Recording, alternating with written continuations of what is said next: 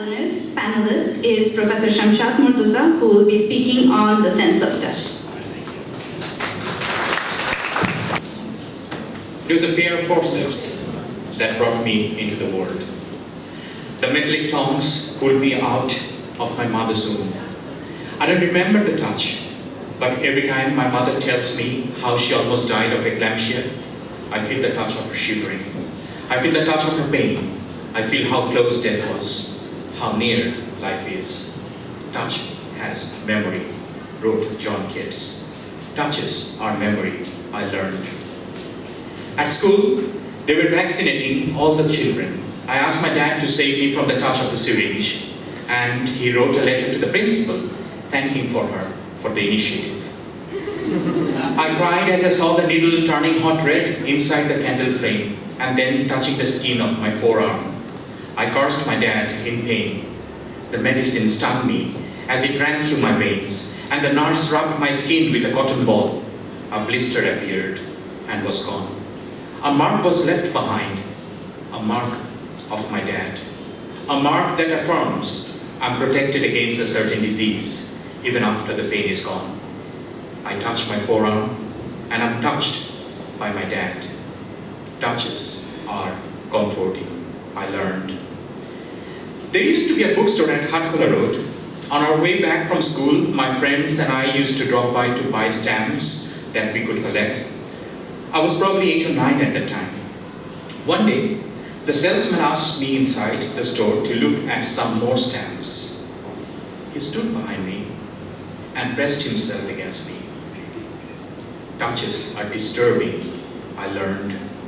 Some touches carry bad memories from yesteryears. Since I can't touch yesterday, I might as well not be touched by it today.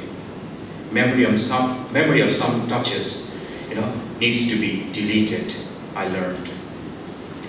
Much later, while visiting my uncle in Berlin, I picked up his copy of the 1981 Nobel-winning author Elias Canetti's book, Powers and Crowds. The very first sentence reads, "There is nothing that a man fears more than the touch of the unknown. It is only in a crowd that man can become free of this fear of being touched. As soon as man has surrendered himself to the crowd, he ceases to fear its touch. The man pressed against him is the same as himself." What did Kennedy mean? I wondered. Crowds grow as they touch each other and form a body out of fear? We have seen it in 1971.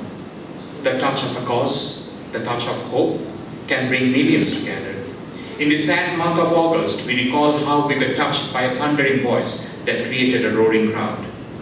Touches can hurt people together. Touches can give you hope, I learned. I guess an individual Kaiserhawk would have been afraid of going to the war, leaving his pen and poems. But once he was touched by an idea, he became part of a crowd that did not fear the touch of the bullets, the mortars, or the shells. Some touches are golden, I learned. It's Midas touch, right? Touch that can turn everything into gold, but a golden touch can be very tricky. King Midas learned it the hard way by turning his own daughter into a statue. What can the story imply? I see the obscenely rich gentleman offering tribute to his daughter through a newspaper ad, a daughter who had slowly died due to the infectious touch of his filthy wealth. The mythical Midas touch revived. Touches are not so golden after all, I reckoned. Anyone who has had a golden handshake will tell you how a simple touch can make one fall. Some touches are black and blue, I learned. Wasn't it Neruda who said, "We the mortals touch the metals, the wind, the ocean's shores, the stones, knowing they will go on, inert and burning." And I was discovering, naming all these things. It was my destiny to love and say goodbye. At the touch of love, everyone becomes a poet. Indeed, how can you love without touch? How can you say goodbye without touch? Remember Caroline Duffy, warming her pearls? The maid in the poem makes sure that the pearls of her mistress are warm when they're put around her throat. Next to my own skin, her pearls, my mistress bids me wear them, warm them. The pearls hang onto the maid's neck like a collar of desire. And all day I think of her, she confesses, And when the socialite mistress goes to the party, the maid stays away, thinking of the tall men with whom her mistress was dancing, as she confesses, all night I feel the absence and I burn. The pain of not being touched, what glory is there in being a cold pastoral? John Keats makes us reflect on the Grecian arm, the container of ashes, and think of the still unravished pride of quietness. The bold lover stopped from being kissed, while it is easy to glorify chastity of fair youth. The question remains, is it fair not being touched? Did the maid in Duffy's poem touch herself while burning in desire? Is that even allowed? How can it be a scene when one touches oneself? One is not an object. One is not an object in a glass house where the sign says, "Do not touch." I am my own master, and the master shall abate his burning desire. That is why Dr. Faustus made his pact with the devil, to be his own master, a mortal becoming immortal, a moral becoming immoral. That too through touch. Sweet Helen, make me mortal with a kiss. Her lips suck forth my soul. See where it flies. Come, Helen, come. Give me my soul again. Here will I dwell, for heaven is in these lips, and all is dross. That is not Helena. Touches can produce fire, I learned. The first fire, we are told, came out of rubbing wood together. So did civilization. Touches can create civilization. Destroy it too. Look no farther than Helena. Was it touch of fate? Was it our own doing, being touched by Paris? I guess that's what they call butterfly on a wheel in chaos theory. A simple touch deviating the course of a narrative. You may recollect how a gentle touch, a caress changed your life multifold, and you were never the person you should have been. In a poem called Touch, Meena Kartasamy, the Dalit poet from Chennai reminds. Dalit? Damn it, aren't they supposed to be untouchable? Why? Touch can make you unholy. Mulkraj Anand's novel Untouchable tells us, the holy priest Pandit Kalinath can touch Sohini in order to make his manhood alive.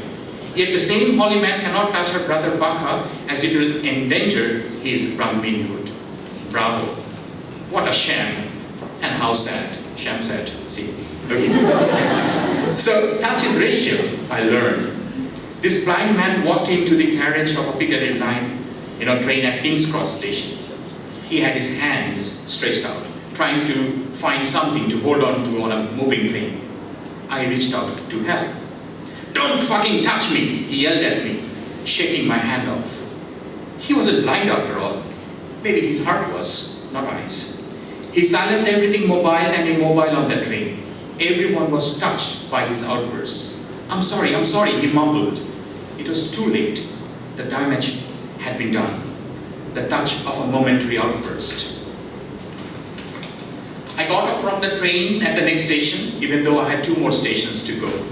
Back in my uni, I washed my hands like Lady Macbeth, but the bitter touch refused to go.